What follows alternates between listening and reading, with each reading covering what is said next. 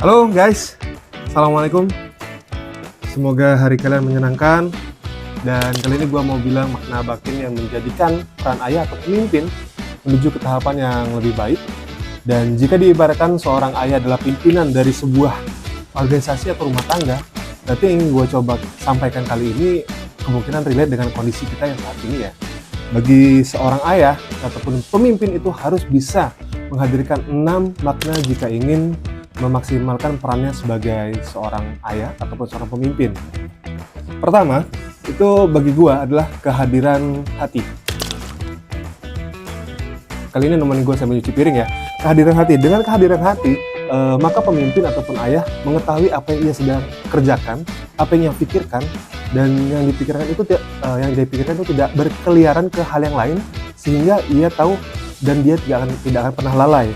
Yang kedua, itu menurut gue kepahaman, dimana kepahaman ini atau pemahaman ini bukan hanya soal bahasa atau arti kata ayah ataupun pemimpin, tetapi secara istilah dan juga makna yang terkandung dalam kata pemimpin dan apa yang sedang ia pimpin saat ini. Ketiga adalah penghormatan. Penghormatan ini mungkin tambahan dari 2 poin sebelumnya yang gue analogikan.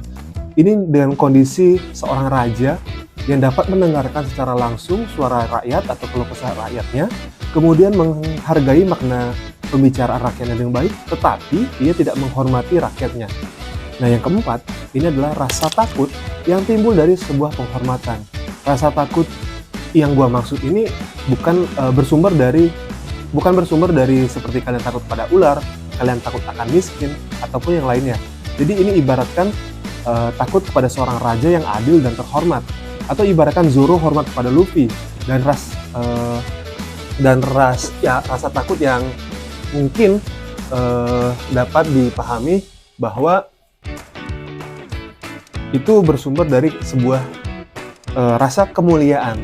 Jadi yang gua bilang tadi bukan hanya sekedar rasa takut terhadap ular, tapi ini sifatnya itu kecemasan lebih tepatnya tadi ya. Tapi ini rasa takut yang timbul berdasarkan dari kemuliaan sebuah ataupun objek ataupun subjek ya yang kita hormati, karena dalam hal ini masih berkutat dengan kepemimpinan. Kemudian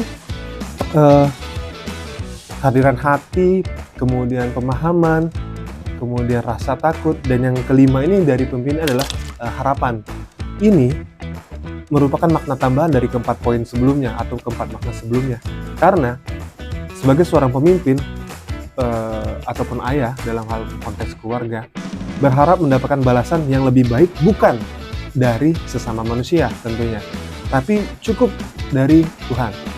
Apalagi ada kalimat yang bilang kalau pemimpin yang adil akan diangkat dan dianggap sebagai manusia setengah dewa oleh rakyatnya. Dan keenam adalah rasa malu. Bayangkan jika 5 makna tadi sebelum yang gue sampaikan tidak dilengkapi dengan rasa malu, gimana ya? Tanpa rasa malu, banyak menjadikan seorang pemimpin egois, keras hati, keras kepala, dan less empathy. Dan ini mungkin kejadian kondisi saat ini ya. Dan mudah-mudahan gak akan terulang atau ada perbaikan untuk kita semua ke depannya nanti.